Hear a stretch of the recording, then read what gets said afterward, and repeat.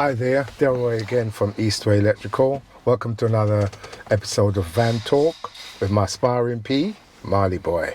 Right, you can follow us on Instagram and TikTok at Van Talk Pod. Subscribe to the audio version on Spotify, Apple Podcasts and Google Podcasts. And if you'd like to sponsor the podcast, you can contact Omari at eastwayelectrical.com. Okay, nice one. Thanks. Marley, before we start and get into it deep, have you ever seen these? Quick fix junction box. Ever seen that? Yes. Oh, you have? Yeah. Right. Okay. This is what they bring in to replace coffins. This is basically the next coffin. Yeah. The thing is, we've got an orange junction box here for the people who can't see. It's an orange junction box, and it's got on it Quick Fix JB. This is a JB3. You've got 3 compartments for your connections. And what they do, Marley, you see those? You see that one? It's got the Wagos in it. The boxes, you can fit the flat Wagos with the orange. Well, they all got orange levers, but the more bulky ones. How would you describe that one, Marley, for people that can't listening? I don't know. Yeah, grey and bulky. Yeah, you got the flat one. The flat clear. Yeah, you got the flat clear Wago. I'm holding a 3-way one, 3 connection one, and then you've got the grey one with the orange clips. Now, this is not for the grey ones. They don't fit in good. Right, see, they fall out. But these, the flat one fit in nicely. And now you got to put it in, Miles. I sussed it out. You got to put them like that, right, Miles? And push it down, yeah. Yeah, you put it standing it up, and then you push it down. That's it, and it clips in like that. What do you reckon of these, Miles? I think they're good. Yeah, I think it's a good idea. I haven't used them yet. I just went into TLC up Old Ford, and I saw a leaflet with these on, and I spoke to the guy. I think his name was Mark. I can't remember. And he took one out and give it to me, and then I saw. I do still like the normal coffins though, with the fixed terminals. Yeah. Oh, you like them? Yeah. Okay. I do. I think there's with these, there's always room for something to happen. Like. Yeah. I understand. Because you know what, Miles? You said something to me about the Wago sockets, the MK Wago sockets, and you know what? I thought you could push the cables in, but you can't. You have to open it up and put them in. Yeah. Yeah. And also, you got to make sure. You know what? I was connecting one yesterday, Miles, and when I thought I'd connected it, pushing it back, the earth came out. That was my fault, because I tell you why. Remember, I keep saying, when you're working with twin and earth, and you put the earth in, you have to make sure you're not just sliding the sleeving along. That's what I done. You know what I do? I always give it a little bend at the end, so that I'm pushing it instead of pushing the actual sleeving. I'm pushing down on the actual cable. Do you get what I'm saying? So I put a little. Oh right, yeah, I get cable, you. I put a little bend there, so then I'm pushing that. Right, I get you. Yeah. So what I do, Miles, which is kind of like an elbow. It's like I'm pushing the elbow of the bend. So the thing can't go around it. So the thing. Yeah, that's a good idea, Miles. Good idea. You know what I do when I'm connecting the earth like that? I grab it with my long nose. So I'm grabbing the sleeving and pressing it up and then push it in, because that's what I did. Yeah. I had to use all 3 terminals because one was a spur, and as it happens, one of the earth wasn't put in properly. I still think that's a brilliant idea, but the only thing that I'm thinking, Miles, I feel the levers are a bit flimsy. They get flimsier as well.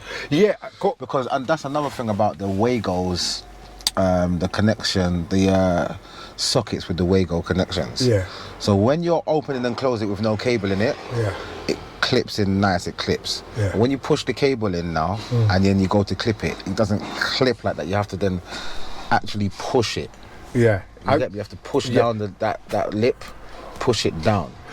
Because remember you were saying to me that if you had someone doing a load of them and they're a bit trying to get it done quick and rushing, you could make a mistake with them. Yeah. But then again, Miles, you could make the same mistake if you don't tighten up properly the screws. True. And also, you know, sometimes, Miles, when you tighten up the one with the screw, if it's a bit of a tight fit and you push it back, when you check the screw is not as tight, you have to retighten it. But Wago's fantastic idea, I think. From doing it, I just think, you know what, if you were to undo and do those levers quite a few times, I think they could get loose. Yeah, I think you got to be careful with them. That's the thing about them Wago sockets. Yeah. There's a lot of things that can be Can go wrong. But the thing is, Miles, if you are a professional, you do your job properly, it should be. Look, you see these flat orange Wagos, the flat. You got a see-through one. This is the see-through one and it's the flat one. You usually use this for lighting, don't you? Really. And then you've got this side, the grey one with the orange thing. This is much. Look at this, Miles. This is what I'm always saying. Look. To me, that is much more better. In actual fact, I've used where this is broken off. You know that these are like rated like by voltage and stuff like that, and cable size as well. Yeah. So you don't use. No, I use these ones for sockets. You don't put anything like no more than a 1.5 in this. I wouldn't. Right. No. I wouldn't put nothing more than 1.5 in this. To me, this is lighting. This is for lighting. Yeah. This one here. And flat clear ones. Yeah, flat clear ones for lighting. Nothing more than like a 2.5. This one here. 1.5, sorry. This one here, I would use for sockets. And anyway, cool. All right, so that's. But are there Wagos here? Sorry. Are there Wagos for cables that are bigger than, say? Well, I've got 6mm ones, but they're not lever. You push them in, and that's it.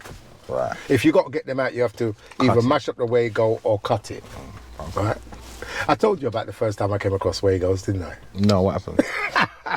I was working in a pub, doing a EICR in a pub. Right. And I came across these, and I may have seen them, but I've never used them. And I didn't realise how you undo it. Right. So I ended up cutting them. Right. It's not till after a while. I don't know where I saw it again and I realised. Okay. But when I first came across it, I didn't know what they were. Right. I thought, they're strange connectors. I couldn't pull the cable, couldn't get it out. And it wouldn't dawn an old dense head here to just do the levers. Oh boy. All right, well, so that's cool, that's cool. Listen, I've done an EICR a couple of weeks ago. Was it a week before or something? Anyway. And what I found out, Miles, a code 2 is really a code 1. Okay. Right. A code 1, if there's exposed things and you can touch it straight away, that is a code 1, because that's immediate danger. You know what, that actually makes sense. Right? Carry on. Yeah. A code 1 is something that's causing immediate danger, like open live exposed live parts. A code 2 is dangerous, but if something's got to happen for it to be dangerous. So it is it's like a code 1, really. Yeah. For instance, no RCD protection for working outside. Something happens, there's a fault outside, you're not protected. You could get away with it, but when a fault occurs, something happens. Yeah. So it's like a code 1. So a code 2 is like a code 1. The only difference is something's got to happen for you to be in danger. Right. A code 3 now is a recommendation. Like the flat, I was working on the first floor flat, yeah, and so you don't need RCD protection on the sockets because there's no access to the garden, no access to the front. Right. So you don't really need RCD sockets. You don't need RCD protection. Also, what if? Go on. Let me finish this part. And the bathroom. Keep your question. Remember your question. The bathroom. The ceiling was about 3 meters. Yeah, I measured it. It was 3 meters high, over 3 meters, and they had a light fitting up there. It was one with all the prongs, right? Right. And so you didn't need to change that. And you didn't need to give it all RCD protection. Right. Because it's ceiling so high. Right, so go on, mate. So, for instance, I done a rewire not too long ago. Yeah. And, you know, like you've got a Hold up there, Mark. Hold up there, mate. Before you go on, rewire is different. Remember, this is an EICR.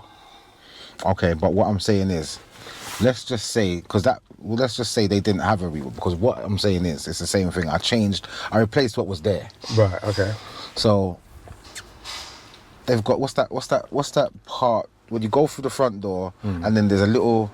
Porch. Was it a porch? At the front? Yeah, so you go through the front door. Yeah. It's not like a porch because it was a few steps. And then they also had a door there that led to like a downstairs bathroom.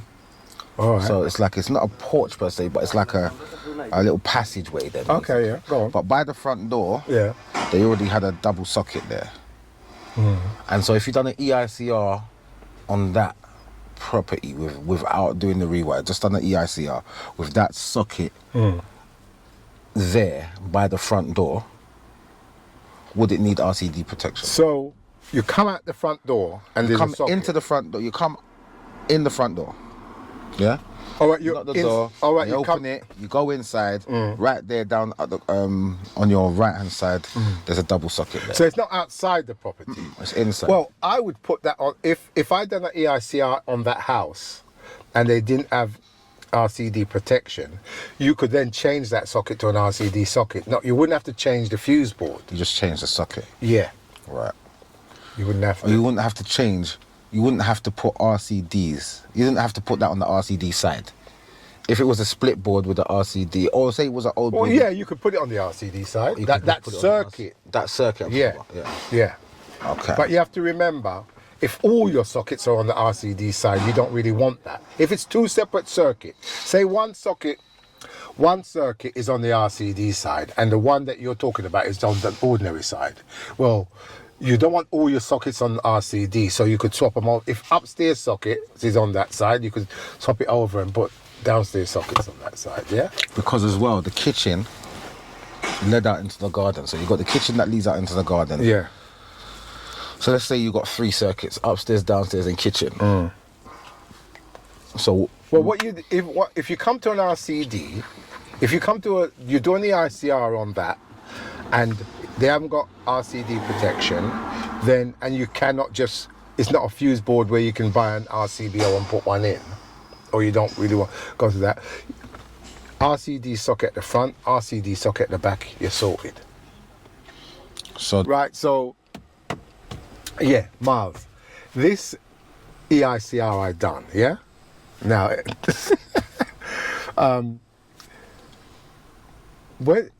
as a punter out there, talking to all the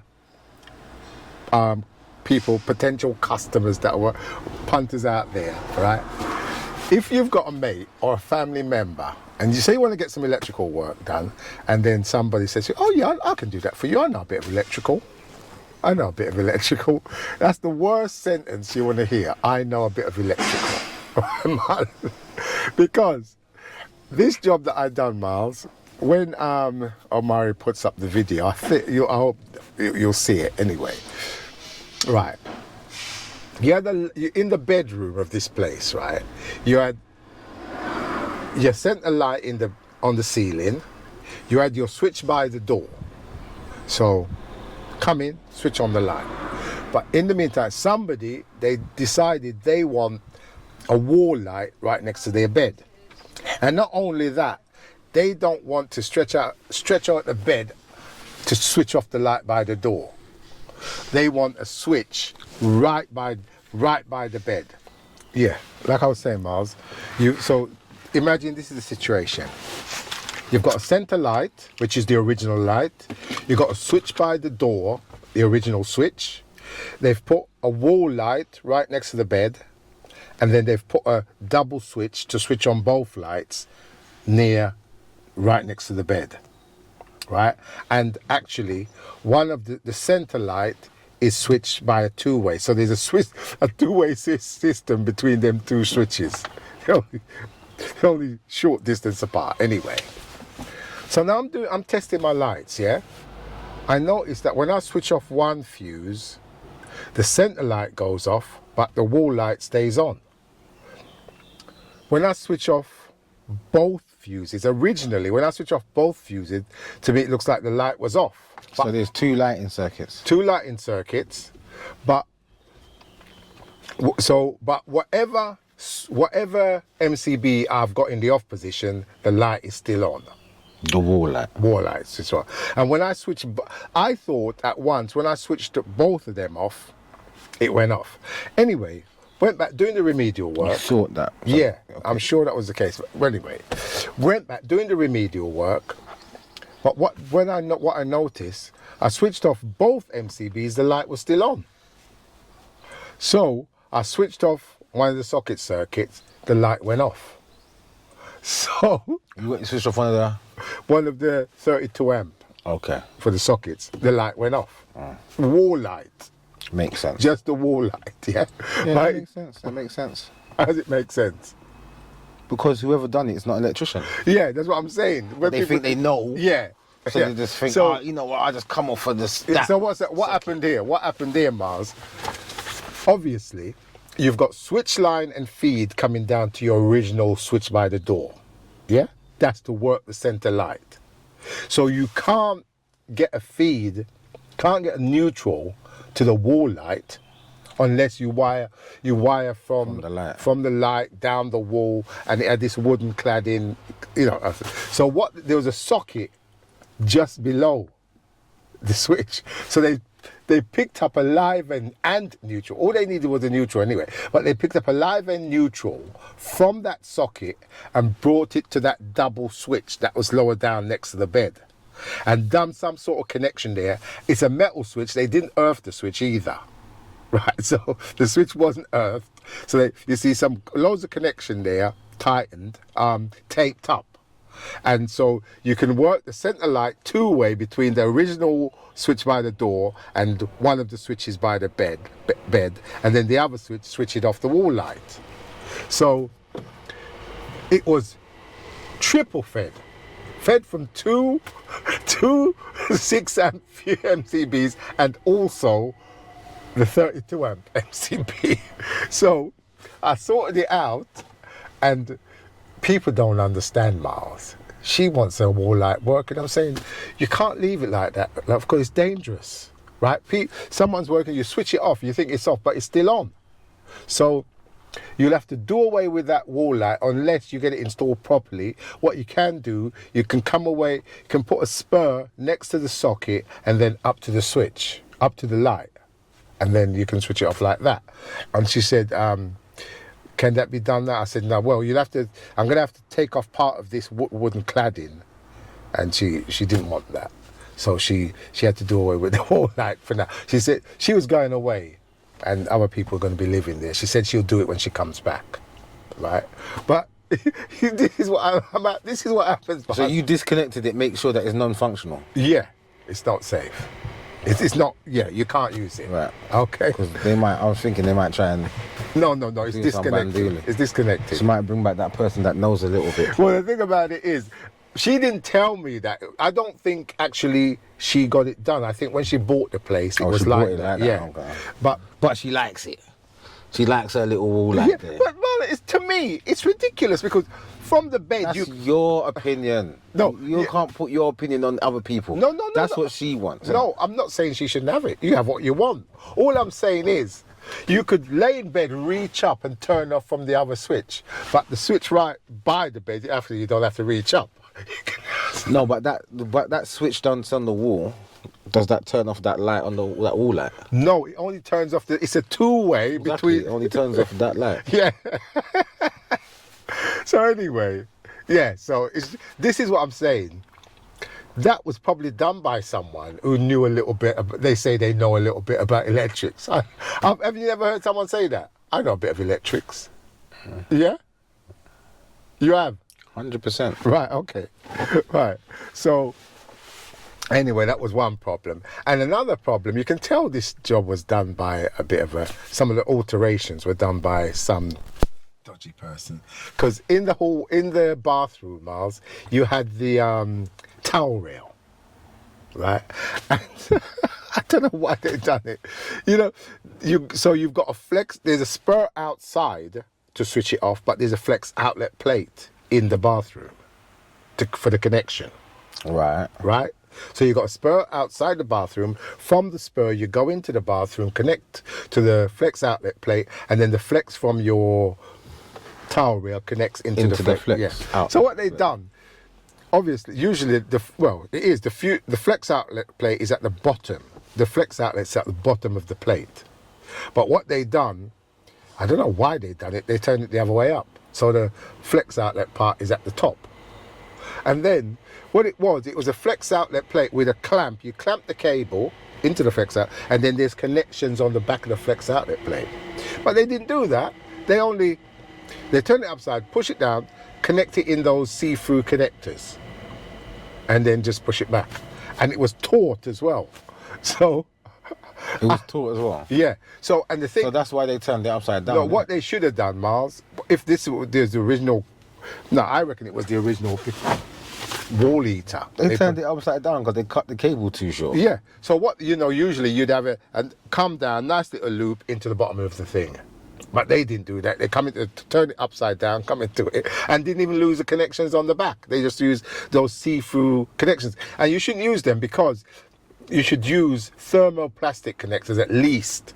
Because any loose connections, I've seen where those ones are melted completely. So you never use them. And also, the cable was, by the time I connected it properly, clamped it, used the connections in the back, the cable, you could push it back to the wall. It was more, it wasn't as taut, but still it's the wrong way around because moisture could get through that hole. Well, anyway, never mind. So I'd done all that. Okay. But, so, and also, although you didn't need RCD, it was a split board. And also, although you didn't need RCDs on the socket, because that was spurred from the socket and it was in the bathroom, I put that on the RCD side. It wasn't on the RCD side, so I put it on. And also, I put it on the RCD side to give it that protection. Yeah? Cool. Miles, there's a webinar, this time about EV chargers. And remember I said, I've never fitted one, and I don't know if I spoke to you before about the RCD protection and this and that, yeah? B-type, A-type, AC type. Mm-hmm. You can't use an AC type because of the blinding effect. If there's a fault, it might not trip because of the DC current leakage. And the A-type can manage a certain amount of DC, but not all. The F and the B-type, they can manage it. That's what you find. Because what it is, when you buy a EV charger, I think that's all in there. But, Miles, I don't think you can buy F or B type to put in the fuse board. I don't think B type RCD. RCD or RCBO. Right. I don't think they're made. They're out there on the market like that. I think they're made to put in there in the charger unit, I think. But so they're built into the unit, is what you're saying? Well, I think when they make them, they make the building some sort of so I don't protection, whether it's B. If I went to CEF or Edmunds and said, can you get me a B-type or F-type RCBO? I'm not sure they can. I haven't asked, but I was talking to this, I don't think. And also, Miles, because of it's all changing all the time, I've been told there's going to be a K-type. Okay. To handle more DC thing. But are K-types going to be specific for EV chargers? Well, mate. Or what else would listen, they be mate, it's just somebody who should be in the know told me this. Yeah, but what I'm saying is, what else would it be for? If it wants to control more DC current, what would a K-type be for other than an EV plug-in point charger? Well, mate, I don't know. Question. If you don't know, you don't know. No, I just know it's for EV chargers. It's wherever you're going to get DC leakage. DC affecting the circuit that you use it. But what I've discovered, Marlon?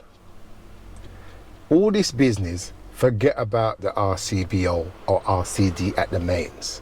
Forget that.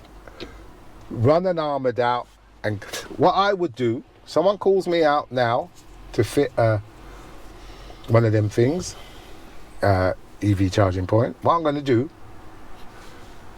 power off, main fuse out, tails out the fuse board into an inlet block, from the inlet block back to the fuse board, out the inlet block to a switch fuse or a isolated switch, and then straight to the So you just need an on-off switch. A switch fuse actually, and A switch fuse. yeah.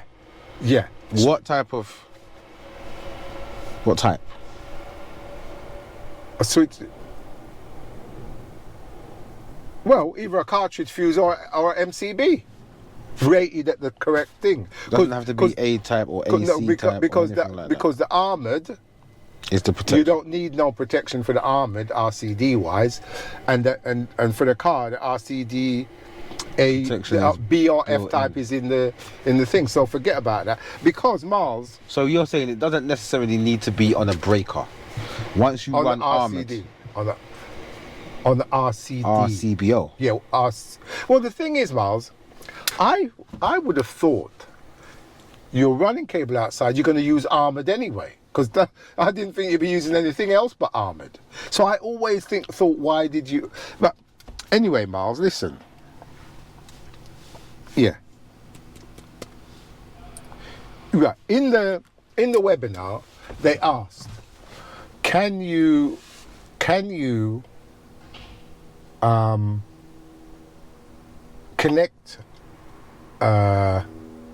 EV charger to a split board? And you give your answer. I put no. Yeah, so they asked the question, Marlon, could you connect EV charger to a split board? And you got to send your answer through. I put no. But my no was based on the fact that I've never seen a split board with an A-type RCD. It's always AC type. But so I was right, but I was wrong in the answer that what they wanted, because you can have it on a split board, but obviously the RCD would have to be A-type at least. Yeah. So, but what they're saying, can you have it? If you've got the right protection, you can have it on a split board. If it was phrased like that, I would have said yeah, because I can't see the reason why you couldn't. But anyway, so if there isn't an AC, if there's an AC type RCD in the split board, which it always is, I've never seen one with an A type, so you'd have to change the RCD protection to A type at least. Or if it was phrased like that, then that would actually just be giving you the answer. No. Well, yeah, maybe. But anyway, I was right, but I was wrong. You was right with the answer, but yeah, you were saying I wasn't thinking your their reason for line. the answer But wasn't the same as their reason. But later in the webinar, it came up that I was, the way they've described it. To be honest, I was thinking, my thinking was right, but you can have a split board providing the protection is correct. Okay, so because they came up again with this diagram where you've got the meter, the meter, then you've got a fuse, must be some sort of cutout or something, and then they take a line and they go away to a EV charger, and it's a green box with a tick in it. Then further along, you've got a A-type, S-type RCD. S-type is time lag sort of RCD. And then you go away to a EV charger, and it's got a red box with an X in it, so you can't do it that way. But that I didn't really understand. I've seen that diagram a couple of times. They've had it up before, but I still don't understand it. The part that I do understand now is that you can come straight, the first one, without any RCD protection, straight to the EV. I understand that now. Where I didn't. The second part with the A-type and the S-type RCD, I don't get that. But obviously, when I look into it, it'll be good. So, With Can these, I ask a question about this? Did they say what size cable you could, the smallest cable that you could use to no, they do. Well, it's going to depend, isn't it? It's just like any job. What you feed in is going to determine the size of your cable. So you'd have to get the rating of the car or whatever. So that's what I'm saying. So the EV charger itself doesn't have a rating. It's about the car. I don't know. No, it's whatever power you're feeding, you've got to get the size of the cable to that size, to that to deal with that current. Okay, I've never put one in. Someone was telling me they put one in. They put a 6mm cable in. Right, now why would they do that? I don't know. It's got to be based on what you're feeding. That's what I'm saying. It's always based on what you're supplying. To know what these Well, EV chargers. No, it's whatever job you're doing. A guy says, right, can you come and put an EV charger in for me? Obviously, you're going to find out what load you're supplying to size your cable, right? It's just like any other job. It's not complicated. It's just like any other job. I'm not saying it's complicated, but it's fine. It's just like any other job. And also, Miles, and they said, which I never heard of this before, something about persuming or something. It's a situation where you can use your electric car, to run your house. Okay. Right? Because if you got a fully charged battery, yeah, so it's storing electricity there.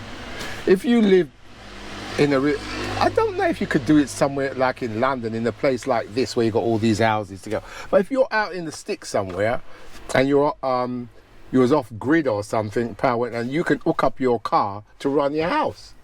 What that sort of. So you can hook your car up to your distribution board and power. Well, mate, I didn't understand that part, but obviously you can. It's a source of power, isn't it? But hold up there. It's not as simple as that, because remember, you've stored it. That's DC current. You're gonna have to convert it into AC current. So there's got to be something. You can use the power, but it's a power supply, so you'd have to obviously be set up properly for that, obviously. I'd love to see it in action though. I'd love to go to a house where they've got it set up. If power goes, I can plug my electric car in to run the house. I'd love to see that. Really would. All right, Marley, let's end it there, mate. Okay, see you next time. Thanks for watching. Please like, share and subscribe. Thank you very much. See you next time. Bye. Peace.